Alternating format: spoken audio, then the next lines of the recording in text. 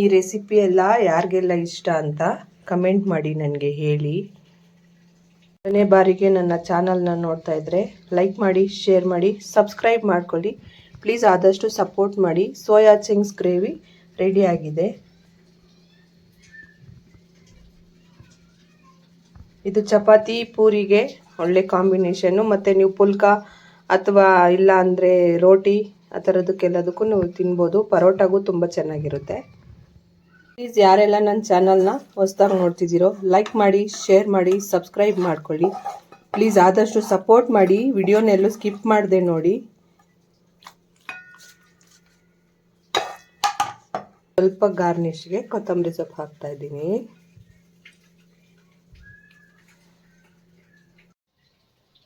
ನಮಸ್ತೆ family, welcome back to my channel. It's Chinni's world. ನಾನಿವತ್ತು soya ಚಂಕ್ಸಿಂದ ಒಂದು ಚಪಾತಿಗೆ ಆಗುವಂತಹ ಒಂದು ಕುರ್ಮಾ ಮಾಡ್ತಾ ಇದ್ದೀನಿ. ಚಪಾತಿ ಕಾಂಬಿನೇಷನ್ನು, ಪೂರಿ ಕಾಂಬಿನೇಷನಲ್ಲಿ ತುಂಬ ಚೆನ್ನಾಗಿರುತ್ತೆ. ಈಗ ಈ ಸೋಯಾ ಚಂಕ್ಸ್ನ ನಾನು ಒಂದು ಬೌಲ್ಗೆ ಹಾಕ್ತಾ ಇದ್ದೀನಿ. ಹಾಕಿ ಈಗ ಬಿಸಿನೀರು ಹಾಕಿ ನೆನೆಸ್ಕೊತಾ ಇದ್ದೀನಿ. ಇದನ್ನ ಒಂದು ಹಾಫ್ ಅನ್ ಅವರ್ 1 ಅವರ್ ನೆನೆಯಕ್ಕೆ ಬಿಟ್ಬಿಡ್ಬೇಕು. ಆಮೇಲೆ ಮಾಡ್ಕೋಬೇಕು. ಈಗ ನೆನೆಯಕ್ಕೆ ಬಿಡ್ತೀನಿ ನಾನು. ಈಗ ಹಾಫ್ ಅನ್ ಅವರ್ ಆಗಿದೆ. ಇದರಲ್ಲಿ ನೀರೆಲ್ಲ ಫುಲ್ಲು ಕ್ಲೀನಾಗಿ ರಿಮೂವ್ ಮಾಡ್ಕೋಬೇಕು. ಕ್ಲೀನಾಗಿ ನೀರೆಲ್ಲನೂ ತೆಕ್ಕೊಂಬಿಡ್ಬೇಕು.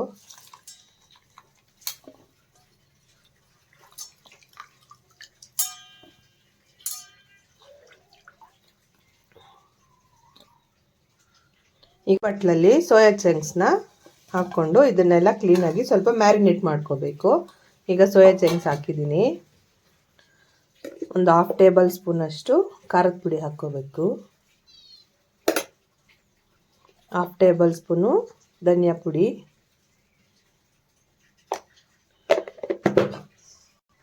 ಒಂದು ಸ್ವಲ್ಪ ಉಪ್ಪು,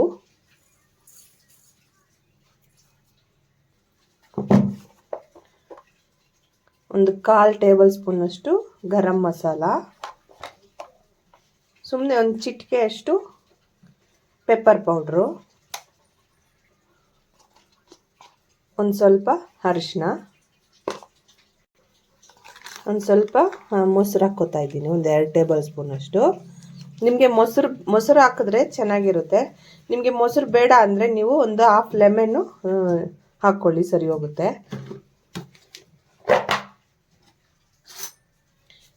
ಒಂದು 1/4 ಟೇಬಲ್ ಸ್ಪೂನ್ ಅಷ್ಟು ಶುಂಠಿ ಬೆಳ್ಳುಳ್ಳಿ ಪೇಸ್ಟ್ ಹಾಕ್ಕೊತಾ ಇದ್ದೀನಿ. ಈಗ ಇದನ್ನೆಲ್ಲ ಕ್ಲೀನಾಗಿ ಮಿಕ್ಸ್ ಮಾಡ್ಕೋಬೇಕು. ತುಂಬ ಚೆನ್ನಾಗಿರುತ್ತೆ. ಚಪಾತಿಗೆ ಸ್ಕಿಪ್ ಮಾಡಬೇಡಿ. ಈಗ ಇದನ್ನು ಒಂದು 10 ನಿಮಿಷ ಬಿಡೋಣ ಮ್ಯಾರಿನೇಟ್ ಆಗೋಕ್ಕೆ. ಅಷ್ಟೊತ್ತಿಗೆ ನಾನು ಎರಡು ಈರುಳ್ಳಿ ತಗೊಂಡಿದ್ದೀನಿ, 2 ಟೊಮೆಟೊ, ಒಂದು 4ರಿಂದ 5 ಹಸಿಮೆಣ್ಸಿನ್ಕಾಯಿ ತೊಗೊಂಡಿದ್ದೀನಿ. ಇದನ್ನೆಲ್ಲ ಹಚ್ಕೊಳ್ಳೋಣ. ಇದನ್ನು ಸೋಯಾ ಕುರ್ಮಾ ಅಂತಾದರೂ ಅನ್ಬೋದು, ಇಲ್ಲ ಸೋಯಾ ಫ್ರೈ, ಇಲ್ಲ ಗ್ರೇವಿ. ತುಂಬ ಚೆನ್ನಾಗಿರುತ್ತೆ. ಇದಕ್ಕೇನು ನಾವು ರುಬ್ಕೊಳ್ಳೋ ಅವಶ್ಯಕತೆ ಇರಲ್ಲ. ಸ್ವಲ್ಪ ಶುಂಠಿ ಬೆಳ್ಳುಳ್ಳಿ ಪೇಸ್ಟ್ ಒಂದಿದ್ರೆ ಸಾಕು. ಈಗ ಹಸಿಮೆಣ್ಸಿನ್ಕಾಯಿ ಎಲ್ಲ ಹಚ್ಕೊತಾ ಇದ್ದೀನಿ. ಪ್ಲೀಸ್ ಯಾರೆಲ್ಲ ನನ್ನ ಚಾನಲ್ನ ಹೊಸದಾಗಿ ನೋಡ್ತಿದ್ದೀರೋ ಲೈಕ್ ಮಾಡಿ, ಶೇರ್ ಮಾಡಿ, ಸಬ್ಸ್ಕ್ರೈಬ್ ಮಾಡ್ಕೊಳ್ಳಿ ಪ್ಲೀಸ್. ಆದಷ್ಟು ಸಪೋರ್ಟ್ ಮಾಡಿ. ನಿಮ್ಮ ಸಪೋರ್ಟ್ ನಮಗೆ ತುಂಬ ಅತ್ಯಮೂಲ್ಯ. ಪ್ಲೀಸ್ ಆದಷ್ಟು ಸ್ಕಿಪ್ ಮಾಡಬೇಡಿ. ವಿಡಿಯೋಸ್ನ ನೋಡಿ, ಫುಲ್ಲು ನೋಡಿ.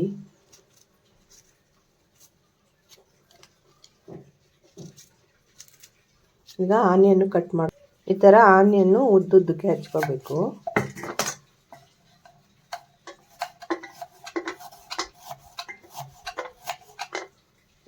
ಈಗ ಆನಿಯನ್ ಎಲ್ಲ ಕಟ್ ಮಾಡ್ಕೊಂಡಿದ್ದಾಯಿತು. ಹಾಗೆ ಟೊಮೆಟೊ ತೊಳ್ಕೊಂಡಿದ್ದೀನಿ ನಾನು. ಟೊಮೆಟೊ ತೊಳ್ಕೊಂಡಾಗಿದೆ. ಈಗ ಇದನ್ನು ಸಣ್ಣಗೆ ಹಚ್ಕೋಬೇಕು.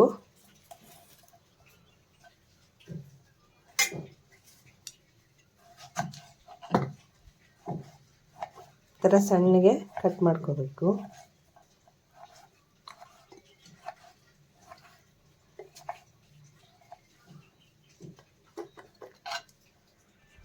ಸೋಯಾ ಚಂಕ್ಸ್ ಹೆಲ್ತ್ಗೆ ತುಂಬ ಒಳ್ಳೆಯದು. ಅದರಲ್ಲಿ ತುಂಬ ಪ್ರೋಟೀನ್ಸ್ ಇರುತ್ತೆ.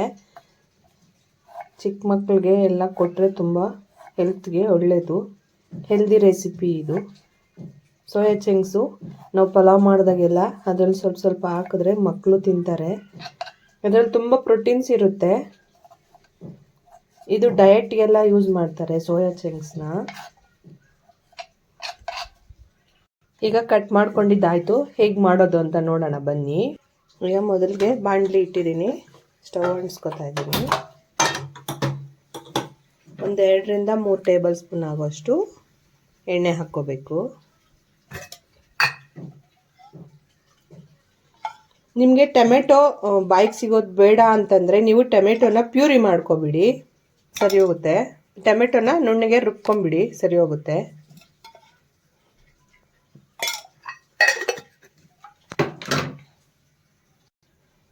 ಈಗ ಸಾಸಿವೆ ಹಾಕ್ಕೋತಾ ಇದ್ದೀನಿ.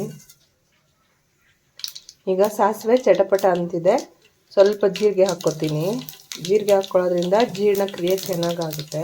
ಸೊ ಅದಕ್ಕೋಸ್ಕರ ಜೀರಿಗೆ ಹಾಕ್ಕೊತಾ ಇದ್ದೀನಿ. ಈಗ ಕರಿಬೇವು ಹಾಕ್ಕೊಂಡಿದ್ದಾಯಿತು. ಈಗ ಹಸಿಮೆಣ್ಸಿನ್ಕಾಯಿ ಹಾಕ್ಕೋತಾ ಇದ್ದೀನಿ. ಹಸಿಮೆಣ್ಸಿನ್ಕಾಯಿ ಫ್ರೈ ಆದಮೇಲೆ ಈಗ ಈರುಳ್ಳಿ ಹಾಕ್ಕೋತಾ ಇದ್ದೀನಿ.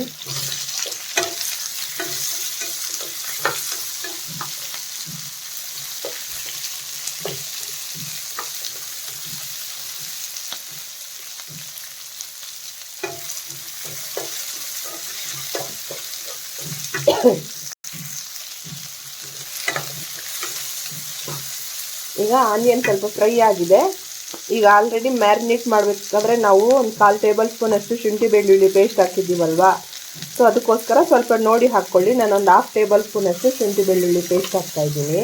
ಶುಂಠಿ ಬೆಳ್ಳುಳ್ಳಿ ಪೇಸ್ಟ್ ಹಾಕಾದ್ಮೇಲೆ ನಿಮಗೆ ಟೊಮೆಟೊ ಸಣ್ಣಗೆ ಹಚ್ಕೊಳ್ಳೋದು ಇಷ್ಟ ಇಲ್ಲ ಅಂತಂದರೆ ನೀವು ಟೊಮೆಟೊ ಪ್ಯೂರಿ ಮಾಡ್ಕೊಳ್ಳಿ, ಪರವಾಗಿಲ್ಲ.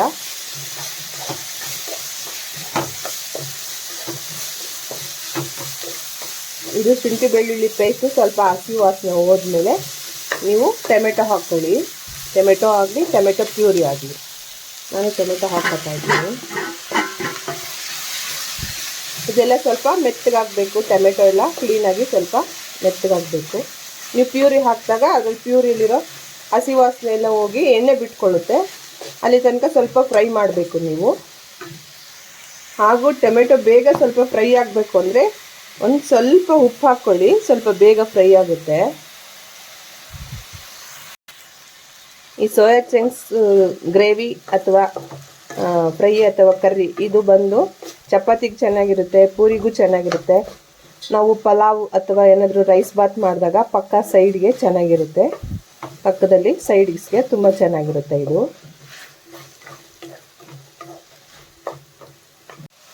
ಇದು ನನ್ನ ಕೈಯಲ್ಲಿ ಒಂದಿನನೂ ತಿಂದೇ ಇರೋಕ್ಕಾಗೋದಿಲ್ಲ ಅನ್ನೋ ಟೈಮಲ್ಲಿ ಈ ಥರ ಸೋಯಾ ಚಂಕ್ಸಲ್ಲಿ ಈ ಥರ ಮಾಡ್ಕೊಳ್ಳಿ, ತುಂಬ ಚೆನ್ನಾಗಿರುತ್ತೆ.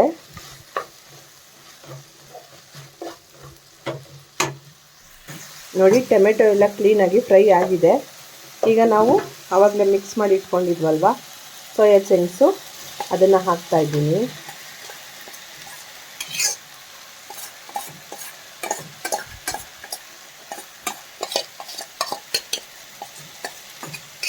ಈಗ ಇದಕ್ಕೆ ಆಲ್ರೆಡಿ ಮಸಾಲೆ ಬಿದ್ದಿರುತ್ತಲ್ವ, ನೀವು ಸ್ವಲ್ಪ ನೋಡಿ ಹಾಕ್ಕೊಳ್ಳಿ, ಜಾಸ್ತಿ ಹಾಕ್ಕೊಬೇಡಿ, ಒಂದು ಸ್ವಲ್ಪ ಹಾಕ್ಕೊಳ್ಳಿ ಸಾಕು. ಈಗ ಇದನ್ನೆಲ್ಲ ಸ್ವಲ್ಪ ಫ್ರೈ ಮಾಡಿ. ಈಗ ಇದಕ್ಕೆ ಸ್ವಲ್ಪ ನೀರು ಹಾಕ್ಬಿಟ್ಟು ಅದಕ್ಕೆ ಹಾಕೋಣ. ಒಂದು 1/4 ಗ್ಲಾಸಷ್ಟು ನೀರು ಹಾಕ್ಕೊಂಡಿದ್ದೀನಿ ನಾನು. ಈಗ ಇದು ಮಸಾಲೆ ಎಲ್ಲ ಇದು ಕ್ಲೀನಾಗಿ ರಿಮೂವ್ ಮಾಡ್ಕೊಂಡಿದ್ದೀನಿ ಬಟ್ಲಲ್ಲಿ. ಇದಕ್ಕೆ ಹಾಕ್ಬಿಟ್ಟು ಉಪ್ಪು ಸಹ ಸ್ವಲ್ಪ ನೋಡಿ ಹಾಕ್ಕೊಳ್ಳಿ, ಯಾಕಂದರೆ ನಾವು ಸೋಯಾ ಚಂಕ್ಸ್ ನೆನೆಸ್ಬೇಕಾದ್ರೂ ಸ್ವಲ್ಪ ಉಪ್ಪು ಹಾಕಿರ್ತೀವಿ, ಫ್ರೈ ಮಾಡಬೇಕಾದ್ರೂ ಸ್ವಲ್ಪ ಉಪ್ಪು ಹಾಕಿರ್ತೀವಲ್ವ, ಸೊ ಸ್ವಲ್ಪ ನೋಡಿ ಹಾಕ್ಕೊಳ್ಳಿ. ನಾನೊಂದು ಸ್ವಲ್ಪ ಹಾಕ್ತಿದ್ದೀನಿ ಅಷ್ಟೇ, ಒಂದು ಚಿಕ್ಕ ಟೇಸ್ಟ್ಗೆ ಗೊತ್ತಾಗುತ್ತಲ್ವ, ರುಚಿಗೆ ತಕ್ಕಷ್ಟು ಹಾಕ್ತಾಯಿದ್ದೀನಿ. ಈಗ ಲಿಡ್ ಕ್ಲೋಸ್ ಮಾಡಿ ಒಂದು 5 ನಿಮಿಷ ಬಿಡಬೇಕು.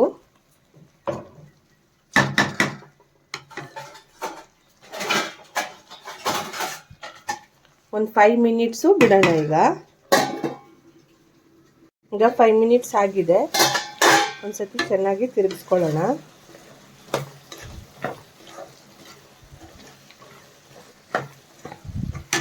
ಇದಕ್ಕೆ ಸ್ವಲ್ಪ ಮೊಸರು ಹಾಕ್ಕೊಳ್ಳೋಣ.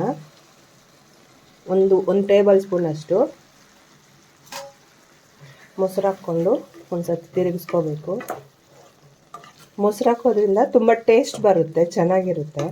ಸೊ ಅದಕ್ಕೋಸ್ಕರ ಹಾಕ್ತಿದ್ದೀನಿ. ಈಗ ಇದಕ್ಕೆ ಏನೇನು ಇಂಗ್ರೀಡಿಯೆಂಟ್ಸ್ ಬೇಕೋ ಹಾಕೋಣ. ಹಸಿಮೆಣ್ಸಿನ್ಕಾಯಿ ಹಾಕೊಳ್ಳೋದ್ರಿಂದ ಖಾರದ ಪುಡಿ ಬೇಡ. ಸೊ ಸ್ವಲ್ಪ ಧನಿಯಾ ಪುಡಿ, ಆವಾಗಲೇ 1/2 ಟೇಬಲ್ ಸ್ಪೂನ್ ಹಾಕಿದ್ನಲ್ವ, ಈಗ 1/2 ಟೇಬಲ್ ಸ್ಪೂನ್ ಹಾಕ್ತಾಯಿದ್ದೀನಿ.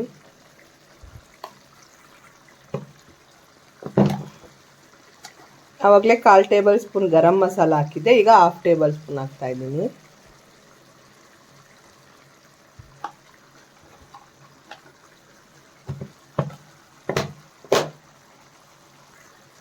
ಒಂದು ಸ್ವಲ್ಪ ಅರಿಶಿನ ಹಾಕ್ಕೋತಾ ಇದ್ದೀನಿ. ಒಂದು 1/2 ಟೇಬಲ್ ಸ್ಪೂನಷ್ಟು ಚಿಕನ್ ಮಸಾಲ ಹಾಕ್ಕೋತಾ ಇದ್ದೀನಿ. ನಿಮ್ಮ ಹತ್ರ ಇದ್ದರೆ ಹಾಕ್ಕೊಳ್ಳಿ, ಇಲ್ಲಾಂದರೆ ಬೇಡ, ಸ್ಕಿಪ್ ಮಾಡಿಬಿಡಿ, ಪರವಾಗಿಲ್ಲ. ಈಗ ಇದನ್ನೆಲ್ಲ ಒಮ್ಮೆ ಮಿಕ್ಸ್ ಮಾಡ್ತೀನಿ. ಚಿಕನ್ ಮಸಾಲ ಇದ್ದರೆ ಹಾಕ್ಕೊಳ್ಳಿ, ಇಲ್ಲಾಂದರೆ ಬೇಡ, ಸ್ಕಿಪ್ ಮಾಡ್ಕೊಳ್ಳಿ, ಪರವಾಗಿಲ್ಲ. ಇದು ನಿಮಗೆ ಸ್ವಲ್ಪ ಗ್ರೇವಿ ಆಗಬೇಕು ಅಂದರೆ ಇನ್ನು ಸ್ವಲ್ಪ ನೀರು ಹಾಕ್ಕೊಳ್ಳಿ. ಇಲ್ಲ ಈ ಥರನೇ ಗಟ್ಟಿಯಾಗಿರಲಿ, ಚಪಾತಿಗೆ ಪೂರಿಗೆ ಚೆನ್ನಾಗಿರುತ್ತೆ ಅಂದರೆ ಇದೇ ಥರ ತಿನ್ಬೋದು. ಇಲ್ಲ ಸ್ವಲ್ಪ ಗ್ರೇವಿ ಥರ ಬೇಕು ಅಂತಂದರೆ ಇನ್ನು ಸ್ವಲ್ಪ ನೀರು ಹಾಕ್ಕೊಳ್ಳಿ, ಸಾಕು. ಇದೇನು ಸೋಯಾ ಚಂಕ್ಸ್ ಬೇಗ ಬೆಂದ್ಕೊಂಡ್ಬಿಡುತ್ತೆ ನೋಡಿ.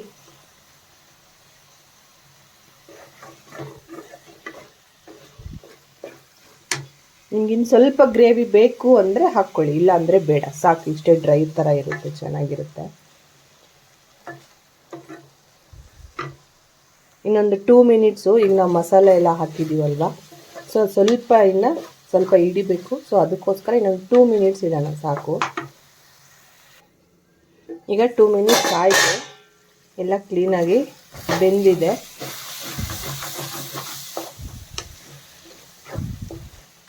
ಈಗ ಲಾಸ್ಟ್ಗೆ ಸ್ವಲ್ಪ ಕೊತ್ತಂಬರಿ ಸೊಪ್ಪು ಹಾಕ್ಕೊಳ್ಳೋಣ.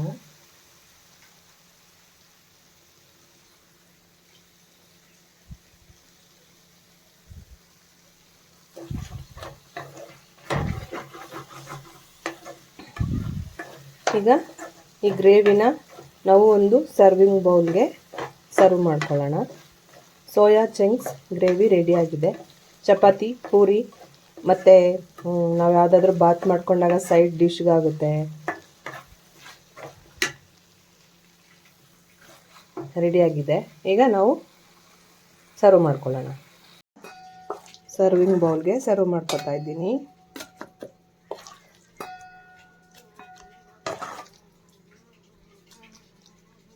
ನನ್ನ ಚಾನಲ್ನ ಸಬ್ಸ್ಕ್ರೈಬ್ ಮಾಡ್ಕೊಳ್ಳಿ. Thank you so much. Soya chunks gravy ರೆಡಿಯಾಗಿದೆ. ಇಷ್ಟೊತ್ತು ತನಕ ನನ್ನ ಈ ರೆಸಿಪಿಯನ್ನು ನೋಡಿದ್ದಕ್ಕೆ ತುಂಬ ಹೃದಯದ ಧನ್ಯವಾದಗಳು. Thanks for watching.